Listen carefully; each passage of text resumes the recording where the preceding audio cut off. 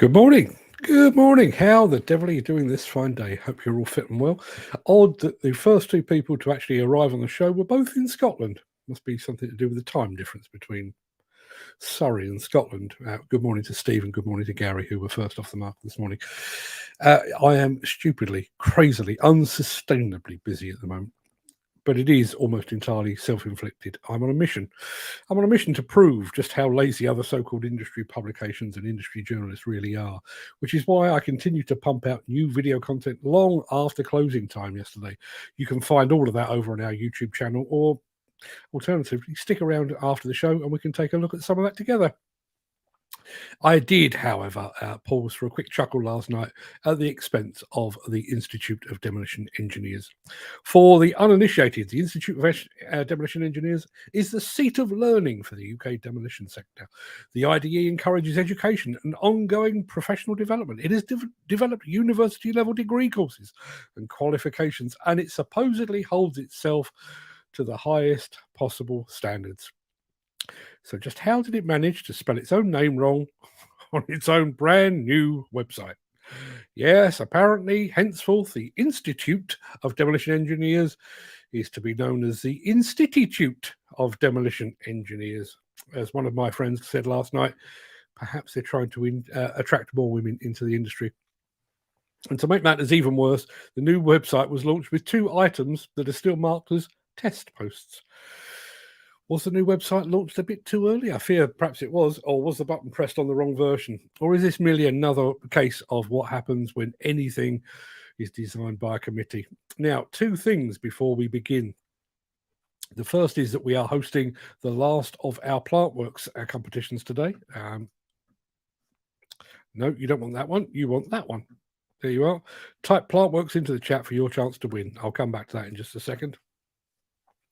I do have a box load of gear to give away, a couple of hats, some rubber ducks, a Plantworx bag.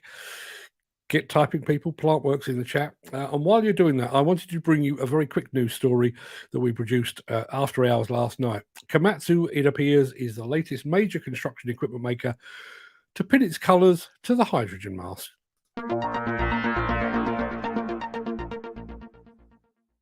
Komatsu Limited has announced the development of a groundbreaking concept machine that aims to achieve carbon neutrality at construction sites. The concept machine features a hydrogen fuel cell system and hydrogen tank provided by Toyota Motor Corporation. Leveraging their comprehensive control technology, Komatsu aims to achieve zero exhaust emissions while significantly reducing noise and vibration. The company assures that the concept machine will deliver the same powerful digging performance as traditional engine-driven excavators. By combining Toyota's hydrogen fuel cell system and Komatsu's expertise in construction equipment, the companies are paving the way for a sustainable and eco-friendly future for the industry. The adoption of hydrogen fuel cells represents a major step towards reducing carbon emissions and mitigating the environmental impact of construction activities. Komatsu's commitment to carbon neutrality aligns with the global efforts to combat climate change and transition towards renewable energy sources. The company's innovative approach to utilizing hydrogen fuel cells in construction equipment showcases its dedication to sustainable development. With the construction industry being a significant contributor to carbon emissions, the introduction of hydrogen fuel cell powered equipment marks a significant breakthrough in the pursuit of a greener future. Komatsu's entry into the field of hydrogen fueled machines follows similar moves by industry rivals Hyundai, JCB and Liebherr. Yeah, I guess it was only a matter of time. Now, before we move on, I'm going to say a very quick good morning to Tuki Tuki. Tuki, I'm guessing. Hi from south of France. Good morning to you. I'm not sure if you're a male or a female Tuki, but thank you very much indeed for being here. For those of you that know, when you arrive on the show for the first time, you get some welcome confetti. So good morning to you all the way from the south of France. I'd much rather be in the south of France right now than sat where I am, but you can't have everything, can you? Now, before we move on, just a quick heads up about a couple of things that are coming up that is going to kind of disrupt things around here. On Monday and Tuesday next week, I'll be in the Czech Republic as a guest of those fine folks at Bobcat, and a bit more from them later. So there will be no show on Tuesday. And I learned literally 20 minutes before I came on here this morning that I'm due a colonoscopy.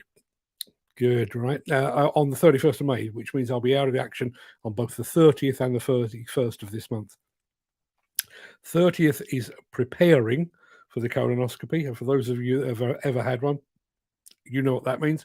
And the 31st, I will be lying on my side with a camera inserted into my nether regions, which I can't begin to tell you how much I'm looking forward to that. Assuming the colonoscopy comes back all clear, normal service will then resume, at least until Plantworx rolls around. Now, without further ado, let me roll the intro, post the reintroduced question of the day, and get this show belatedly on the road.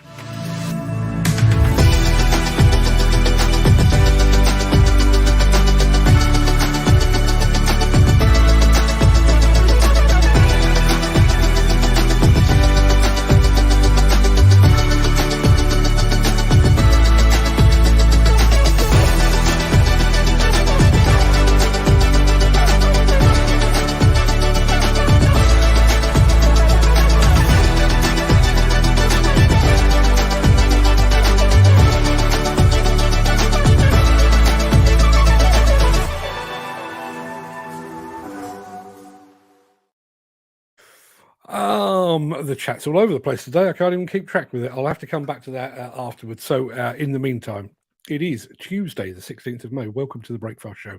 I am your host, Mark Anthony. In today's show, we meet up with the boss, the very big boss of Indeco, to find out what the breaker maker is all about. We're on site with a very satisfied JCB customer. Bobcat is allowing customers to boost production with superflow, and we're back in Italy again to see how a Kobelco excavator is earning its keep. It's keep even. Plus, as you can see rolling across the bottom of the screen there, we have the last of our pre-Plantworx giveaway competitions. If you haven't done so already, and I can see that quite a few people have, please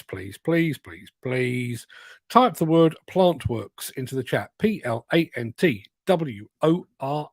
Plantworx, and we will be doing the draw at the very end of the show. Now, before we get on with the show proper, let's peer back through the mists of time to see what was happening on this day in history.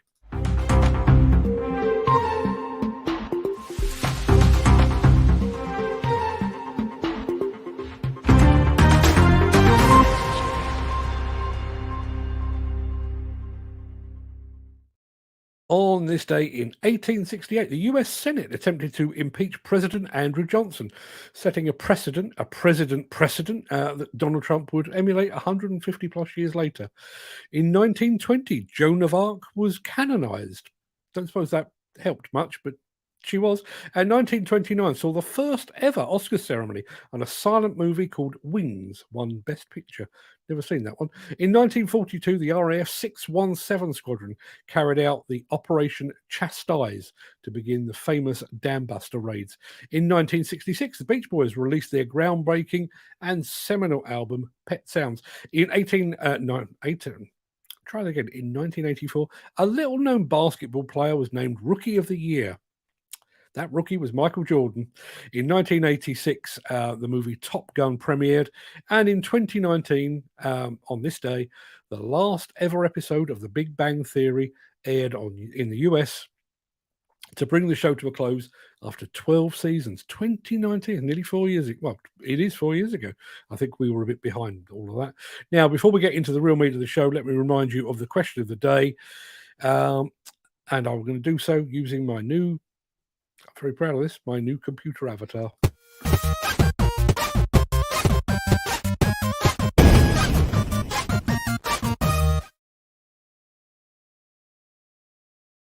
So far, yeah, we have 6 entries for our Plantworx competition. You can see it going across the bottom of the screen. Type the word Plantworx into the chat for your chance to win. But I am going to say, question of the day. We all talk about the machines that we love and that we have an affinity for, but is there a type of or a brand of machine that you would just refuse to touch given your own choice? Personally, this is not a digger related thing, but personally, I could never own a BMW. I'd happily own an Audi or a Mercedes, but not in a million years would I have a BMW. Not because of the car, which I'm sure is absolutely fine, but because of what it might say about me as a driver. So is there a type of machine that you would just refuse to touch given the choice? We'll come back to that one at the end of the show. But first, this.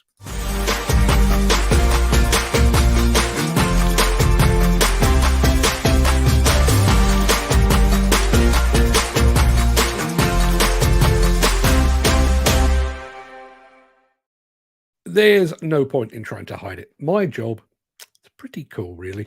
Most of the time I get to sit around and just chat with folks about a subject that's been part of my life for more than 3 decades.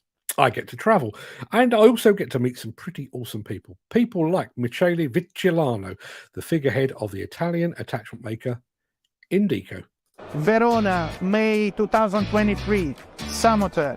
Welcome to the Indeco stand.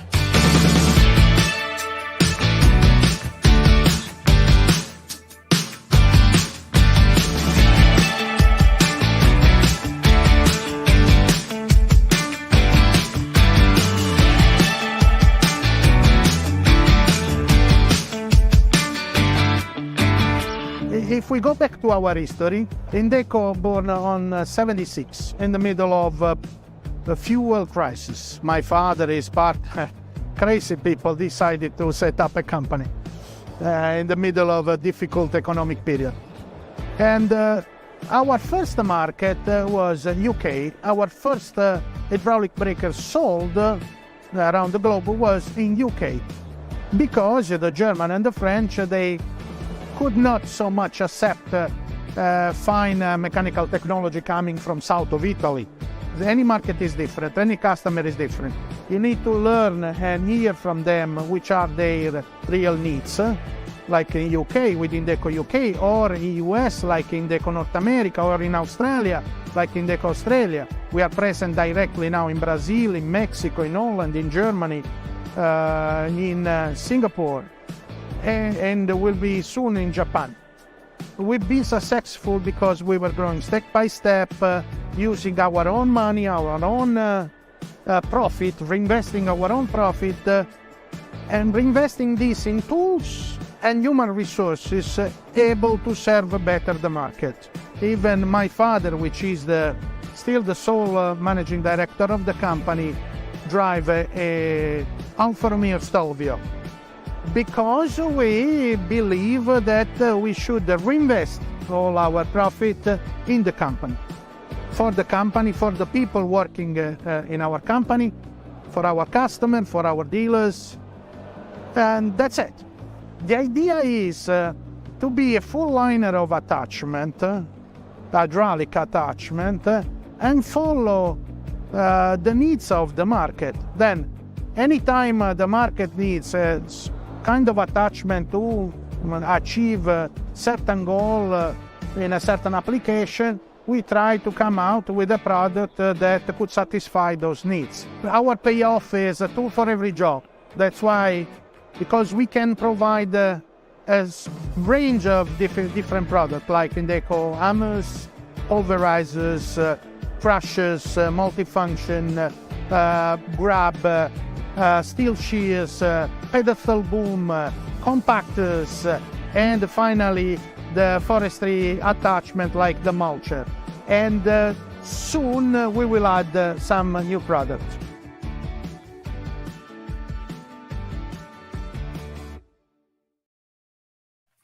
Yeah, we filmed that at the Samota show in Verona a couple of weeks ago now.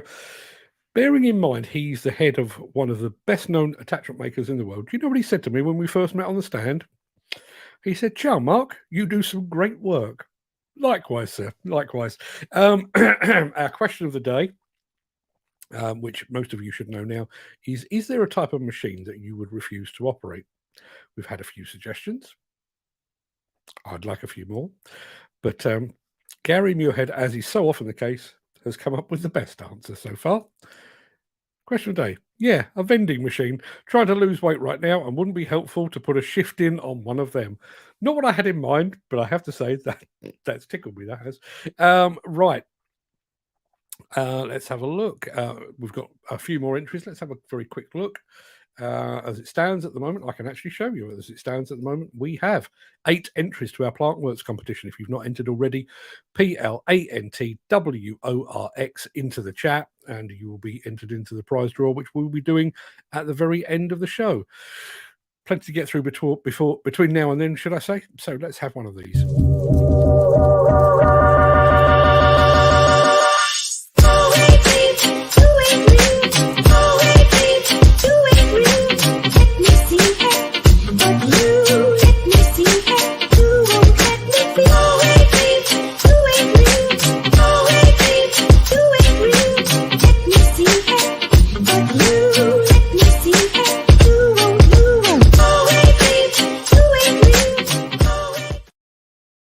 been a while since the mighty JCB last graced our screens. At the height of the pandemic, they were pumping out video content like it was going out of fashion. But since we were given the medical all clear, they've been a little more selective and circumspect in their video content that they put out.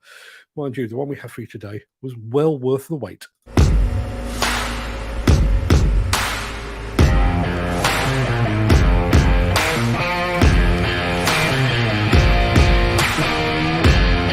The 140X, every task we've given it, it's passed with flying colours, from the demolition works to deep drainage to new road and pitches. Really impressed with just how it works and how it does every job we want it to do.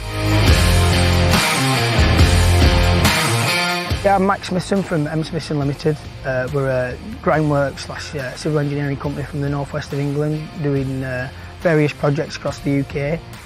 We've had JCBs within the family business since 1982.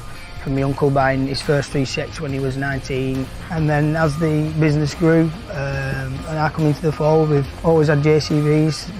We run a fleet of from the 16 C1s, 19 C1s to the 60 C2s, the 57 C1s, and now the newest investment, the 14X series. We've had the 140 around 6 months. We've seen a massive increase in productivity. The fuel consumption has been great in regards to those older machines that we used to run. We've gone for the extra lighting, the safety handrail around the back, the high and low flow for the attachments that we use. The extra lighting was key in the choosing of the pack for the late nights we do, or even the night shifts. Most of our attachments are JCB, from the selector grabs and the hydraulic breakers to the augers on the small machines, the 60 C2 and the 19 C1. The strength's fantastic in regards to the deep excavations that we do. It digs through more or less everything that's put in its way. Daily checks are really easily done, even night or day. There's lighting up the steps to get up onto the back. We're working across the UK. JCB's never too far away from needing service or needing parts. There's one instance where I was working down in Oxted, had a bit of a fault, a bit of damage that we did ourselves. The part was there day after, within 24 hours, which is just what we want, to get the machine back up and running. Anything we need, can't fault guns for how good they are with us. The JCB brand to us is a real key part of our business, from the the durability of the machines, the strength, how they look, how it is a family-run business like ours is, and it's British engineering. And we feel we're running all the new JCBs. We have seen a massive demand to come and work for us, even to drive the new machines and obviously see how they work and see what they do. So it's been very beneficial as an employer for us also. We use live links, just keep an eye on it when I'm not on site all the time. I view when it's working, how much fuel's in it, where it is, when it's been locked up, even security reasons over the weekends or at the nights. I'm always checking.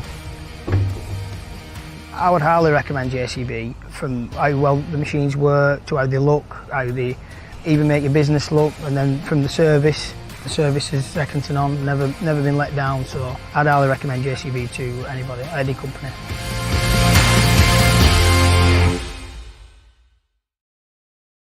Yeah, cracking video from the team at JCB, so top work to them. One of the things that your man there mentioned was the idea of constantly monitoring live link. I think I'd be absolutely obsessive over something like that. I know I check our stats over on YouTube at least 20 times a day just to see how we're progressing, and I'm sure I'll be even worse with something like LiveLink. Which had a let's have a look. Peter McKenna says, "Good morning." By the way, Peter, the newer JCBs are great until they rack up hours. They quickly become tired. Is that true? Anybody had any experience of that? Love to hear from you. Now we need a bit of this, I would suggest.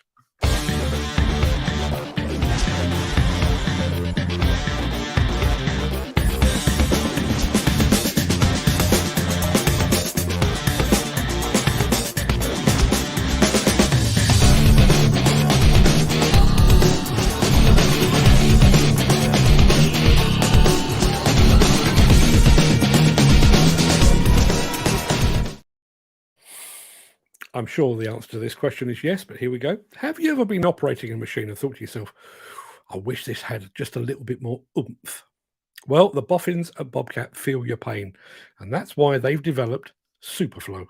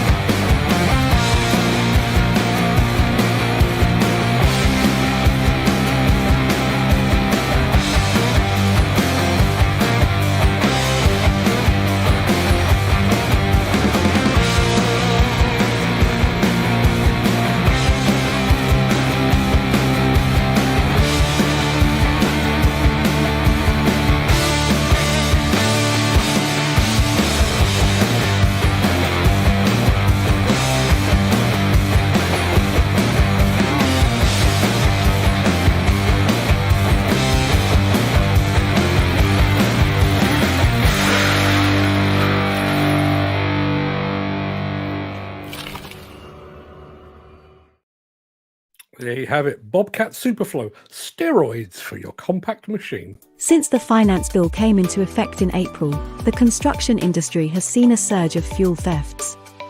The rising cost of living has placed an additional risk of theft by employees and contractors, as well as opportunistic thieves. By using diesel dye and placing warnings of its use, you are sending a clear message that this is your fuel.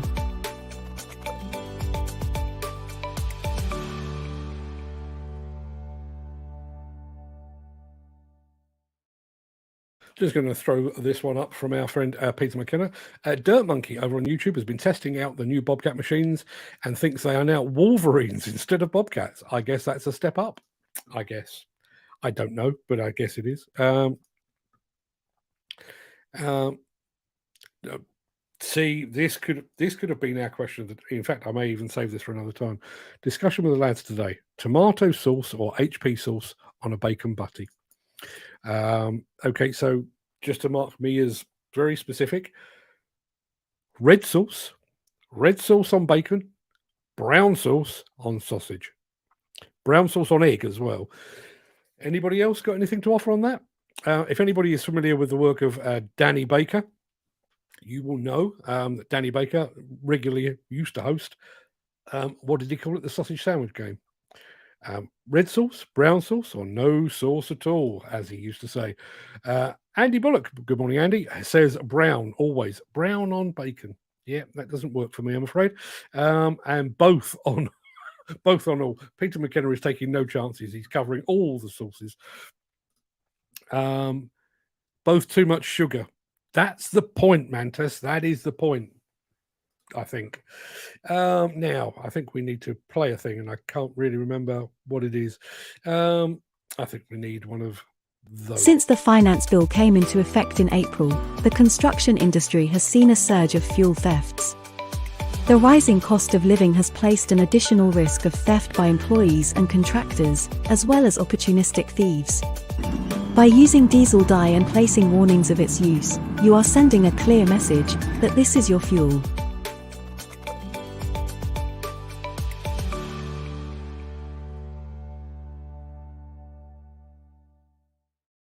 It appears that Steve Williamson has tapped into, excuse me, a rich vein of controversy here. Andy Bullock says, except on hot dogs, then it's red, brown, and mustard. That's more sauce than it is hot dog, I would have thought. And who is this? Peter McKenna says, not HP, it's got to be Branston Fruity. Can I just say a quick vote for Daddy's sauce? Daddy's sauce, the king of the sauces. Right, okay, yesterday, I have no idea how we got here. Yesterday, we brought you our film of the two new Kobelco mini excavators that were on display at the Samoto show in Verona. Well, we're back with Kobelco once again. Only this time, we're moving up their product range just a little bit.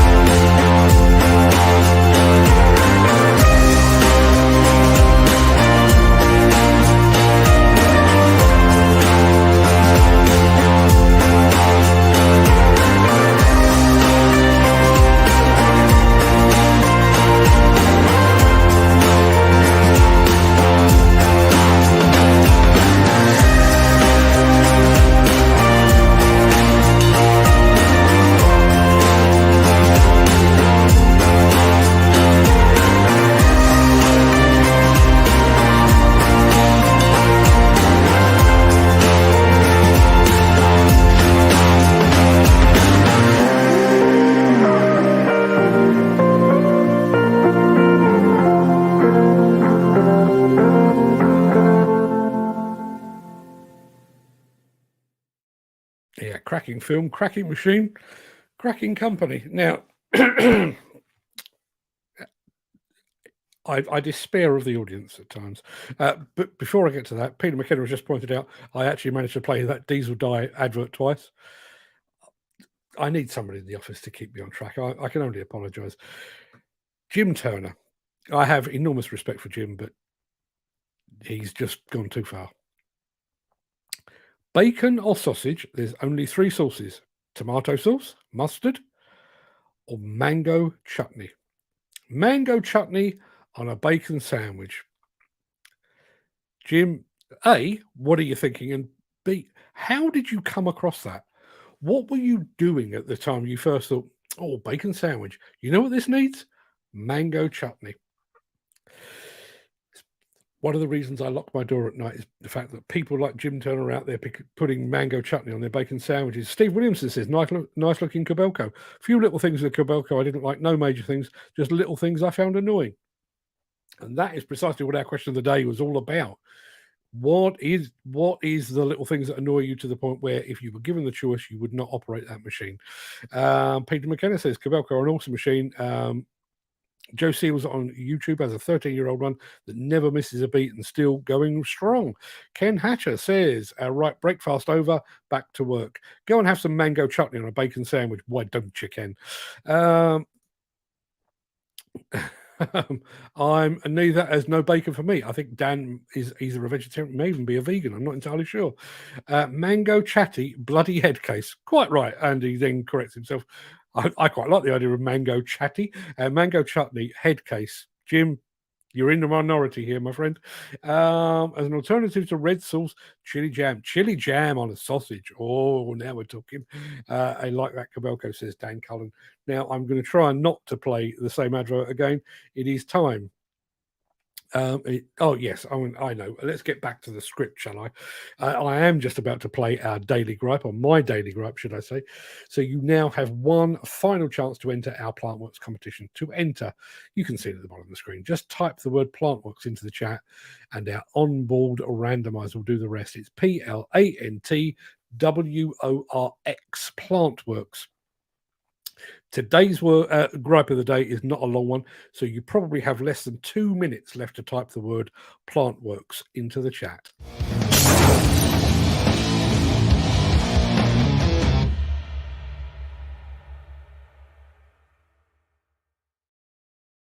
So yesterday marked the first day of Mental Health Week. It also marked the first day of the HSE's crackdown on site dust.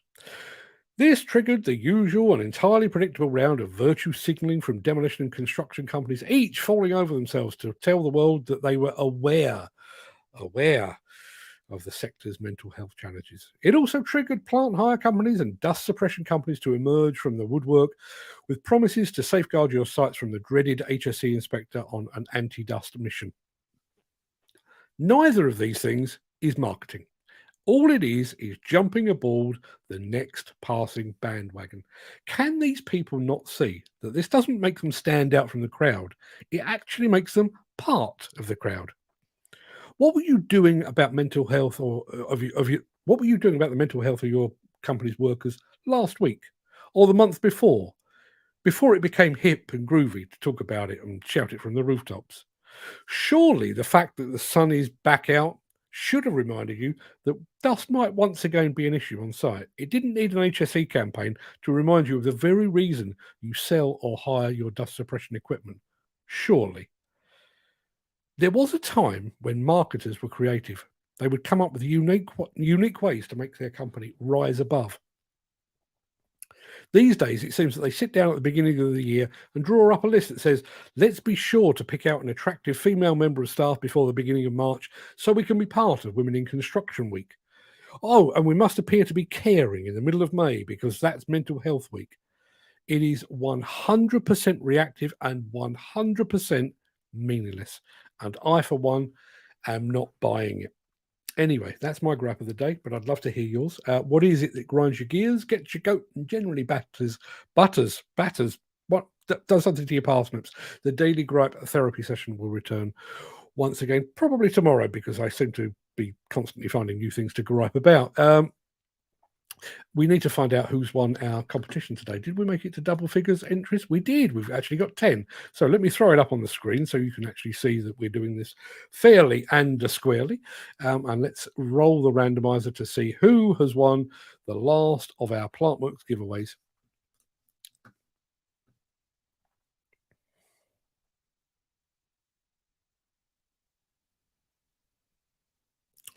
And I am delighted to say that our winner today is none other than Glenn Johnston, who I don't think has actually won a competition here before. Glenn, if I've forgotten that you've won one in the past, I apologise.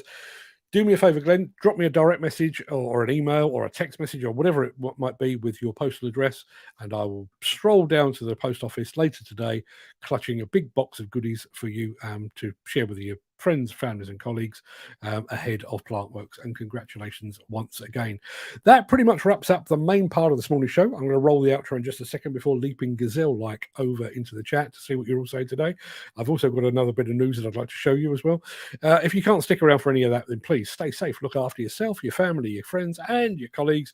If you do have the time and the inclination, I'll see you on the other side of this for what we now know as the Craic. This is a word from our key sponsor.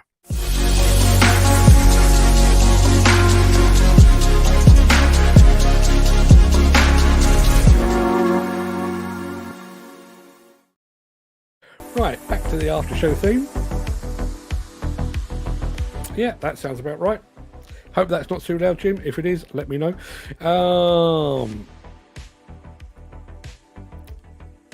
First time winning, says Glenn Johnson. Well, there is a first time for everything, and I'm glad that we can be of service. Now, let me go back to the very beginning of the chat. I did mention this as the show started. The first two people off the mark this morning, Steve Williamson. Good morning, Steve. And Gary Muirhead. Good morning, Gary. Both of whom are in Scotland. Is there a time difference? Are you guys getting the signal just a bit ahead of those that are just up the road from me? I can't believe that would be the case. Are the Scots just a little bit more eager for entertainment of a weekday morning? Maybe that is the case, I don't know. Here is Mr. Nick Drew, who was, I'm not even sure if he's still here, just off out the door, heading to site. Have a good one. Yeah, you have a good one too, Nick, if you're listening. If you're not, I'm just wasting my time. There is our friend, Tuki. Okay. I live in south of France, in Belvaise. Is that Belvise? Don't know, but from the south of France. And he says, or she says, morning. Jeff Pinion, the Mr. Brock himself, is here as well. Morning, Jeff. Look forward to catching up with you. Let me think. It must be about 28 days from now. There was the first of our entries to the competition. Unfortunately, not successful this time, Gary. Ken Hatcher has got the sunshine as well. It shines upon the righteous, Ken, as we all know. Mark Whiting is in the house as well. Saw your name go through on the competition. Sorry you didn't win this time, Mark. Maybe next time, although the next time will not be a Plantworx competition because the cupboard is bare. But that was the last. That was the last of all our Plantworx stock. Jim Turner is in the house. Morning, Jim. Thank you very much indeed for joining us. We're coming back to you in a moment and your mango chutney. Love the video you did of the safety man visit to site. Yeah, thank you very much indeed, Steve. It's gone down quite well, and a certain person who is actually in the chat at the moment was planning to send it to the head of construction safety at the HSE. I guess that probably means I won't get an invite to their Christmas party. Now, speaking of the HSE and stuff, I do want to show you something else. I'm going to come back to the chat in just a second. But we produced another of our news videos yesterday and didn't have room for it in the show, but I'd like to show it to you now because when I can find it, because it is related to health and safety. It's also one that we've been keeping a watching eye on for quite some time as well. So let me play this and we'll come back after this.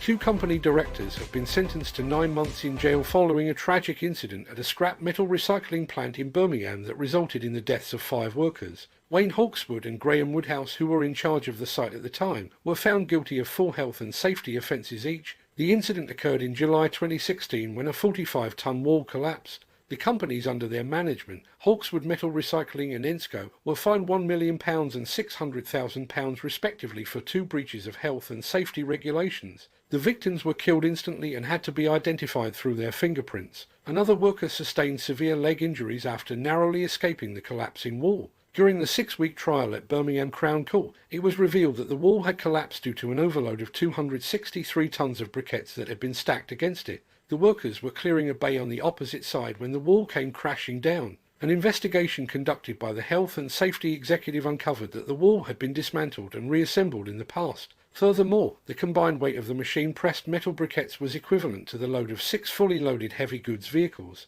The court heard that a neighbouring company had raised concerns about the stability of the walls at the site at least 2 years prior to the incident. During the sentencing, Mr. Justice Sweeting stated that evidence suggested the wall had been on the verge of collapsing before the incident, and the final trigger could have been as minor as a gust of wind. The judge ordered Hawkswood to cover 1/3 of the total costs, amounting to £775,000, while the 2 companies were directed to pay 20% each. Woodhouse, however, was deemed unable to contribute to the costs. The incident took place roughly 5 months after the deadly boiler house collapse at the Didcot power station that claimed the lives of 4 demolition workers. The families of those 4 men are still waiting for answers. Yeah, I'm going to come back to that in just a second, but I'm going to say good morning to Irvin Horvat, who is watching over on LinkedIn. He is a machine operator, according to his profile. We have to give him the proper welcome, so that means you get some welcome confetti, because as far as I know, it's your first time on the show. Good morning to you, Irvin. Thank you very much indeed for joining us. Hope you enjoy what you see. You've kind of missed the main part of the show, but you did get your welcome confetti. You've also missed the Plantworx competition, so I can only apologise for that. But hopefully you'll be here again at some point in the not too distant future, and maybe you'll get to see all of that then. So that was my news piece. I'm going to come back to it in just a second, because there's a lot more to get through on the chat. Okay, let's have a look. Should never have gone off and done something else. Yeah, lots of entries for our competition. But Jim Turner says, question of the day, I'll drive anything as long as I'm being paid. I'd also buy any machine if the price was right. That's what makes one machine hold its money better than another. How useful, dependable and comfortable they are. Quite right too. Question of the day, Dan Cullen says, yes, an Hitachi of 8 tons or below, anything with a minute cab. And I think that's something else that somebody else says, actually. I can't see it though. Where is that?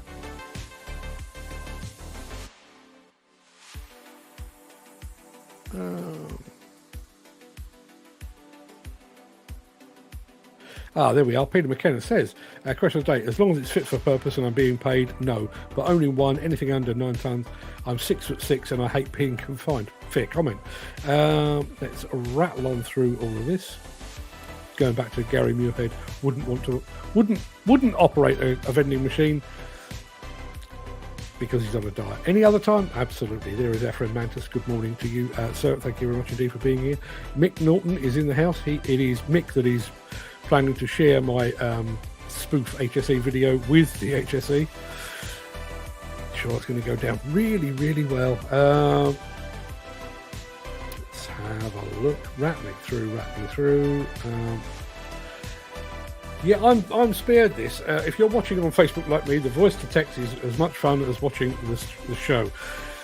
It's really strange that you should say that. Well, I've mentioned before, I use a system now called Descript, which is actually how we produce that HSE, the scrapyard collapse video, and also the Komatsu video as well.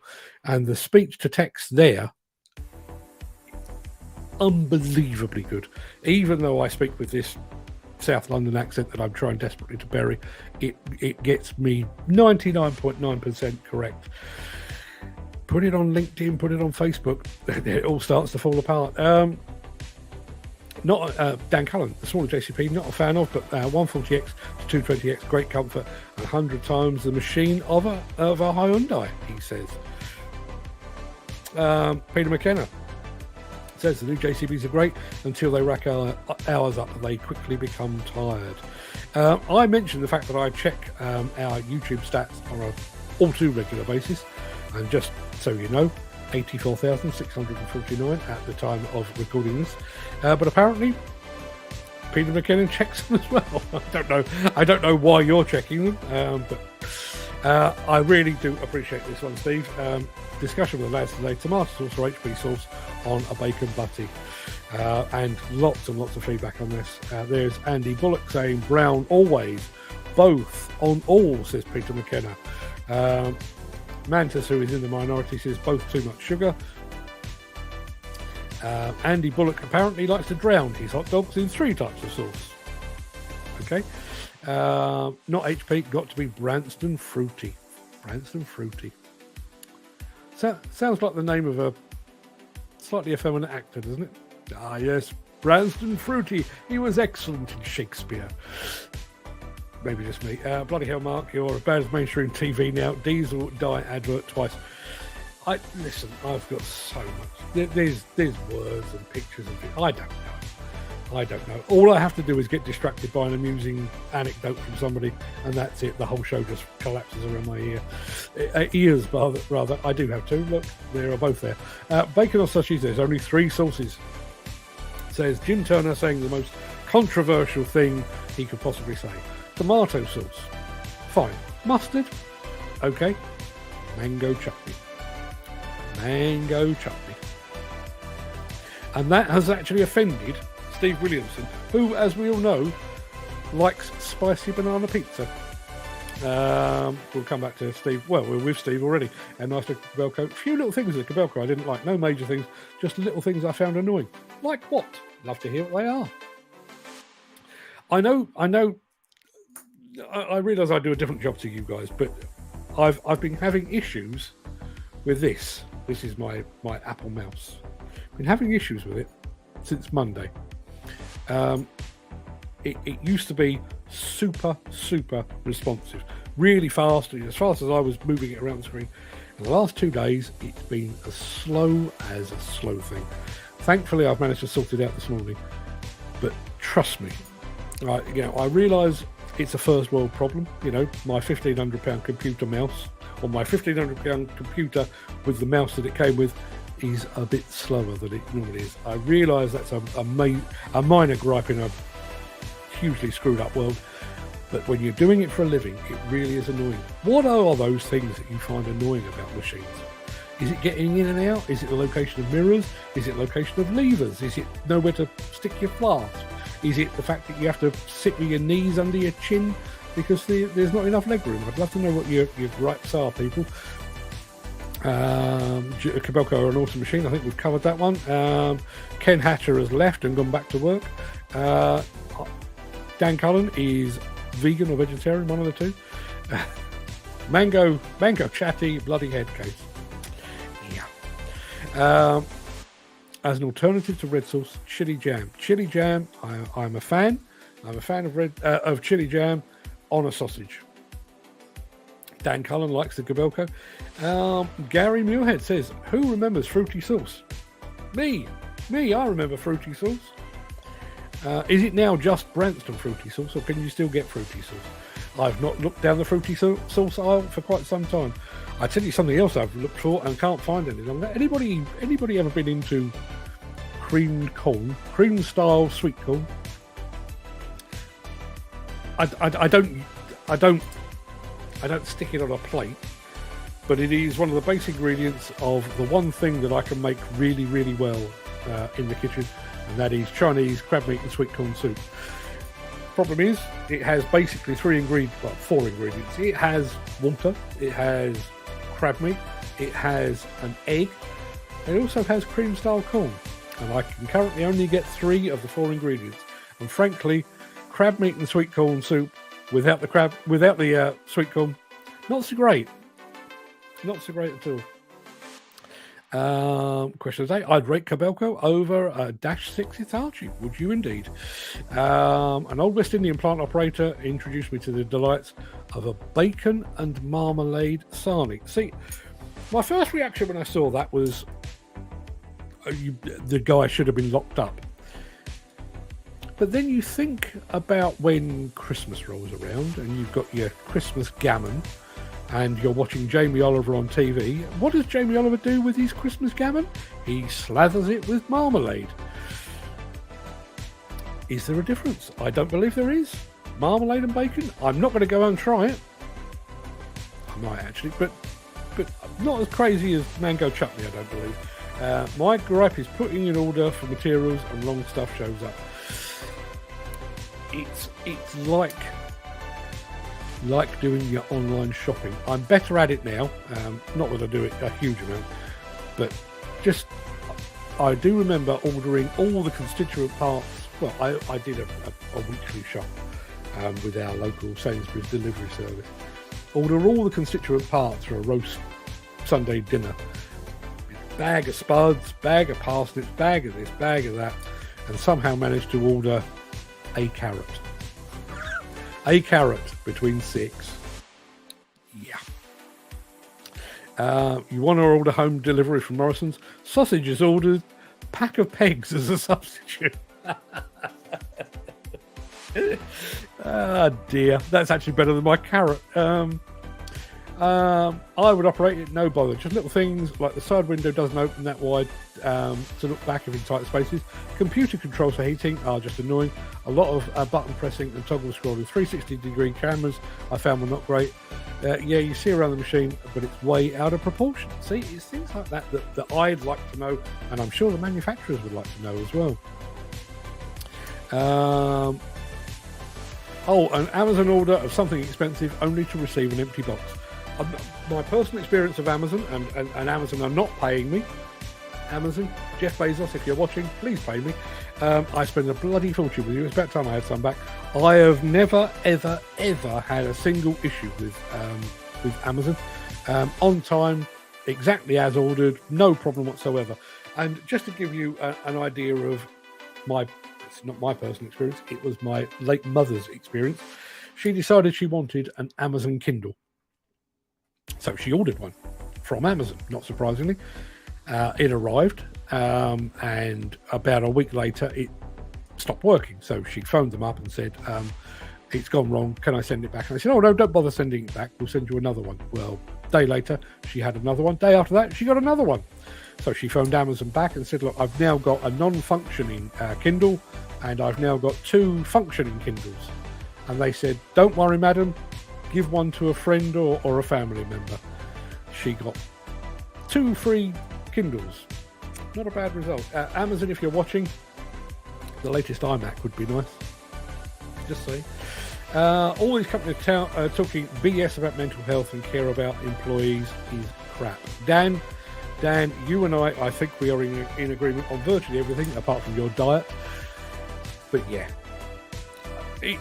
genuinely, I mean, I know it was my gripe of the day, and I tend to accentuate these things, but that is precisely what mental health, what gender balance, what women in construction have become. It is we need to signal our virtue on a particular day or a particular week, just to show that we're part of the woke gang. It's horse shit is what it is. Those companies that are today and yesterday posting about their commitment to mental health awareness, have you ever, if any of you are watching, have you ever actually changed a working practice to take into account the mental health of any of your employees? Or indeed the physical health? There are a good number. We have one amongst our number, Mr. McKenna.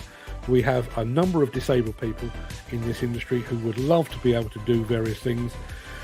There are occasionally companies that will go out of their way to have a machine modified to allow a disabled person to operate it, but those examples are few and far between. The truth is, if you should become disabled, you are generally shown onto the scrap heap. It's a nonsense, and it is the laziest possible form of marketing. And the annoying thing is, reactive marketing, when it's done well, is brilliant. I used to work on a magazine. I'm sure I've bored you with all this before. I used to work on Contract Journal magazine, which was a weekly magazine, and there was an attempted ram raid. Shows how long I've been about. There was an attempted ram raid on I think it was what was the Millennium Dome. They had a diamond display there or something, and there was an attempted ram raid, and somebody had tried to drive a JCB backhoe loader through the wall to make off with the collection of diamonds that were on display inside. Within a couple of days, we'd received the artwork for an advert from the Mighty Caterpillar, and it was basically a picture of this failed ram raid, and the caption was, if they'd used a cat, they'd have gotten away with it. Now that is clever, smart, reactive marketing. Not just sitting around in late December, early January and marking off Mental Health Awareness Week, Pride Month, Women in Construction Week, National Pizza Day, Steak and Blowjob Day. Let's put all of these on our calendar and let's do something really smart and amusing.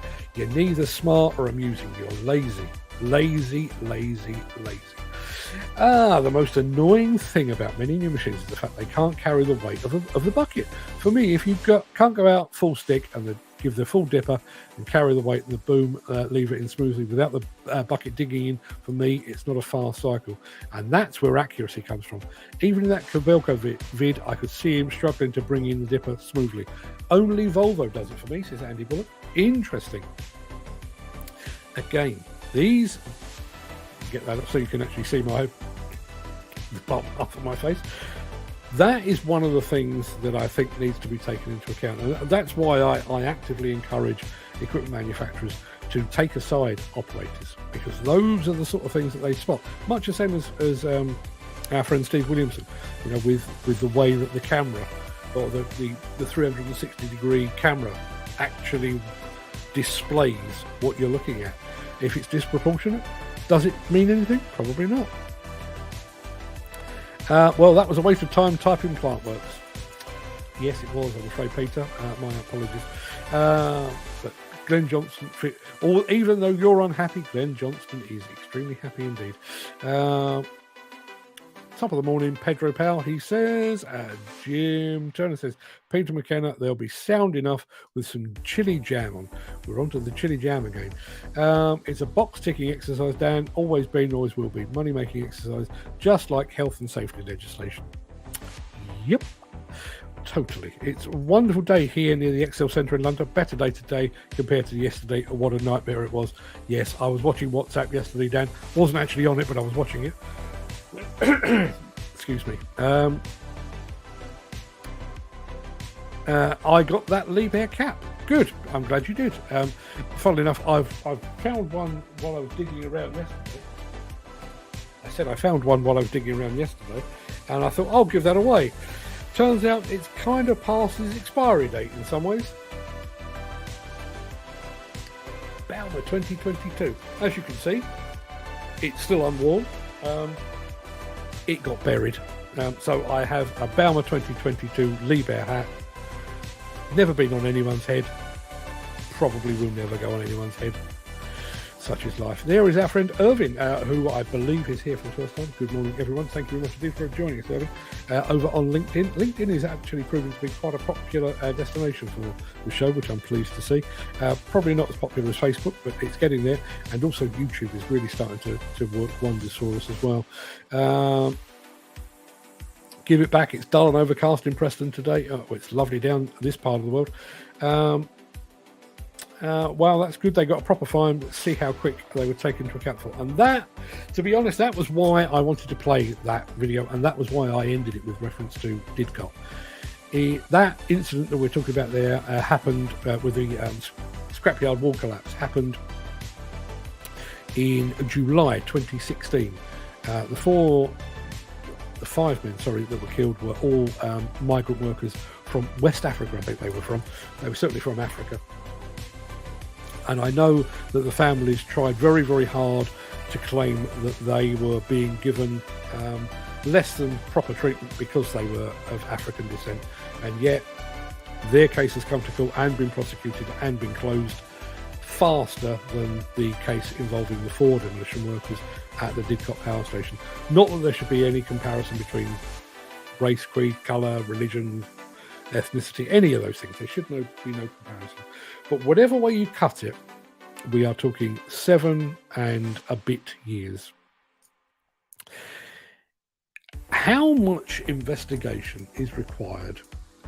As you saw from the news report, apparently one of the neighbouring businesses had given the health and safety executive, or had given somebody some prior warning 2 years before, that there was a wall and there was stuff, metal, stacked up against it, and they believed it to be unsafe. 2 years later, the wall collapses. 5 men are killed, 1 is seriously injured. All of the evidence is there. All of the evidence is there. You can see how the wall fell. You can see what was pressed against it when it did fall. You can see the damage it did, as I said in the news report, which is absolutely horrific. The men could only be identified by their fingerprints. Horrific, but it's there. If even me, who I am no forensic expert, but if you arrived on site to find 5 men crushed beneath a wall, and on top of that wall was a big pile of metal briquettes that had been stacked against it for years, I think I could probably figure out in about 4 seconds what had been the cause of the 5 deaths. 7 years. And as I say, we have exactly the same situation with the investigation into Didcot. I genuinely have no idea how it can possibly take that long to fathom out what went wrong. Have a great day, one and all. Back to the grind now, says Dan Collin. Have a good one. Come up, there you are. Congratulations to your man who won for the first time. Yeah, that is Glenn Johnston. Hopefully Glenn will send me his Apple details. Peter McKenna says it's Apple. Say no more. Hate Apple with a vengeance. No, I've been an Apple fanboy for quite some time.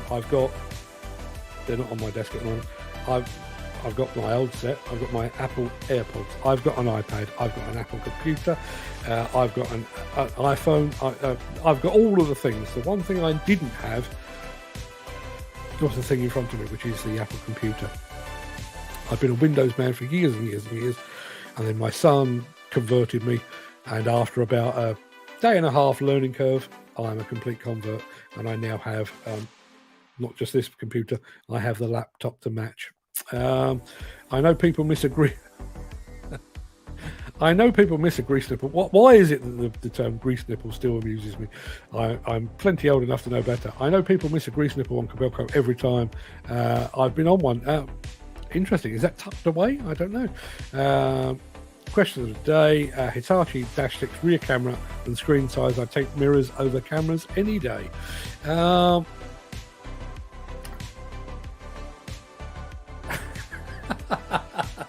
I thought that was mistyped, but that is fantastic. Apparently, the voice to text over on Facebook converts Gary Muirhead into Gary Mulehead.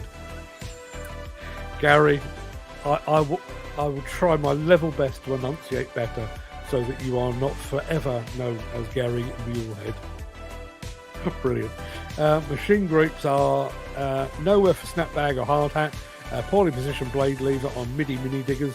Sani cabs and blade levers positions are absolutely crap, says our friend Jim Turner. Best cameras I've used is on a case, then a new gen cap. Interesting. A lot of machines' cameras are out of proportion, but Doosan have it no. Great cameras, which is good to know. Obviously, Doosan are the company that have devised this transparent bucket as well, which is camera-based, so you'd certainly want that in proportion. I've had a Model E case, and yes, great camera, says Andy Bullock. A lot of votes for at least for the case camera system. Cat cameras are fantastic, Dan, says Peter McKenna. Mick Norton says, try Ziguma sauce. I've never come across that, but apparently it's based on tomatoes, peppers, vinegar, and white wine. Cures coughs, colds, and sore holes.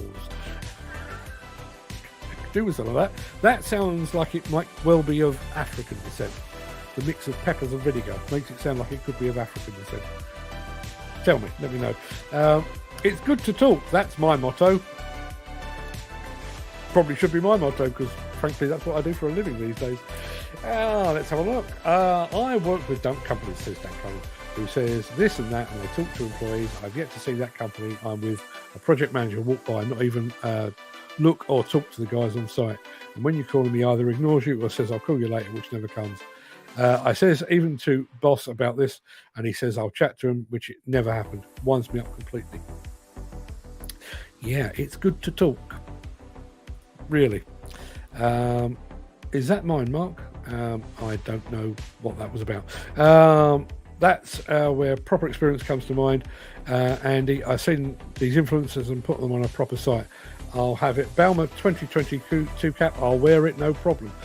Dan, do me a favour. Remind me of your address at some point during the day, and I will get that over to you. It will get it off my desk.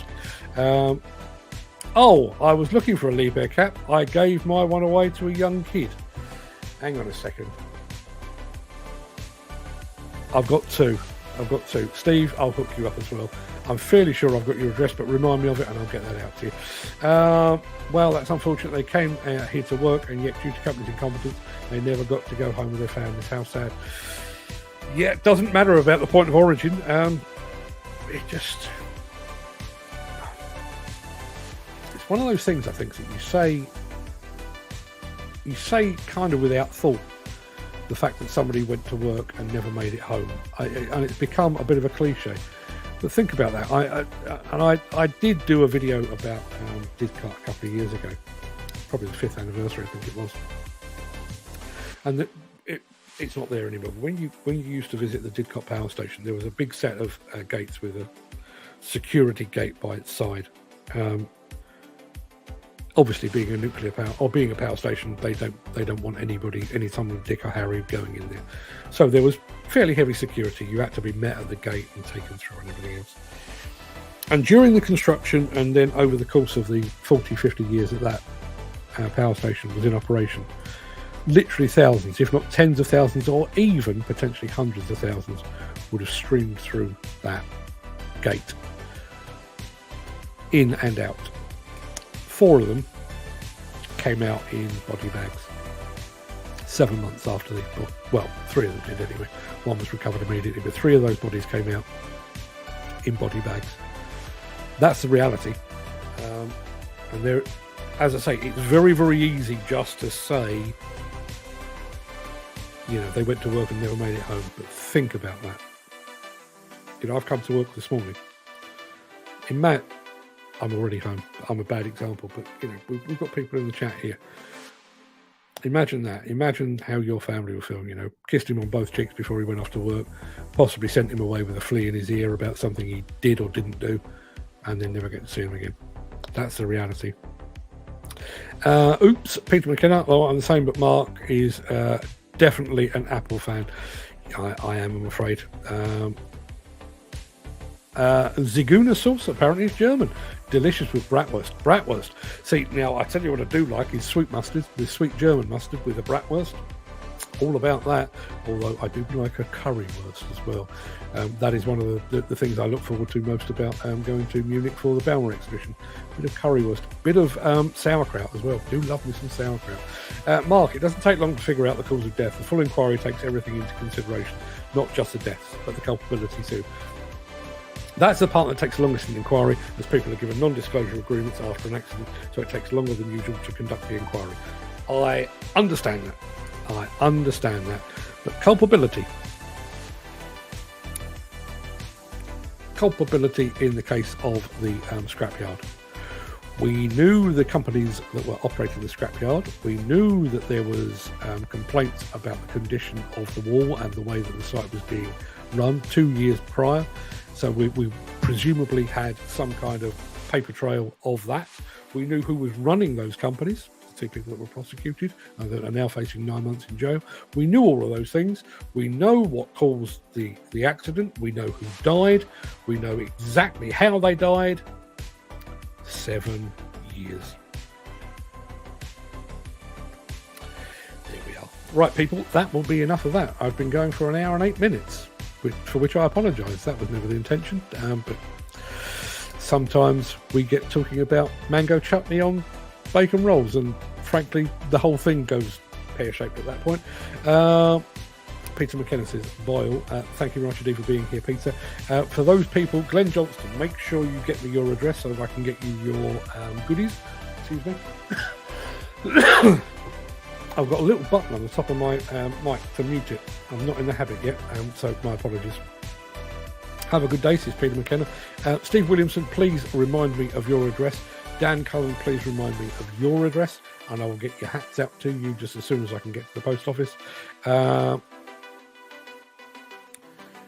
Stay on live till lunch, Mark, if you want. I can't, I'm afraid, Steve, because I actually have a Zoom meeting. In about 6 minutes. So, yeah, I'm going to have to pull my finger out. One thing I'm going to throw into the chat, and I realise we've lost some people, and I will be mentioning this. I am going to do the long-awaited marathon live stream at some point after Plantworx. So at some point, I guess in probably July. If anybody has any preference of dates for July, ideally I reckon midweek. Not on Monday because I start early on a Monday. Not Friday because everyone will want to go and do something else. But maybe a Tuesday or a Wednesday. I'm going to do a marathon live stream, get as much sponsorship for it as I can, give the money to probably a construction industry charity or something like that, and see what we can do with that. And I've figured out pretty much, I think, how I'm going to work it. I'm going to schedule a bunch of guests. Obviously, we'll have the video content as well, but I'll schedule a bunch of guests, give them all 20 minutes or half an hour each, and just stagger them so that we can go for 2, 3, 4, hey, who knows, maybe even 5 hours. So if anybody's got any suggestions on specific dates for July, let me know and I'll try and factor that in. Everybody else, please go and have a fantastic day. Look after yourself, please. Can't wait. Well, Steve, if we can agree on a date, you could be one of those guests if you like.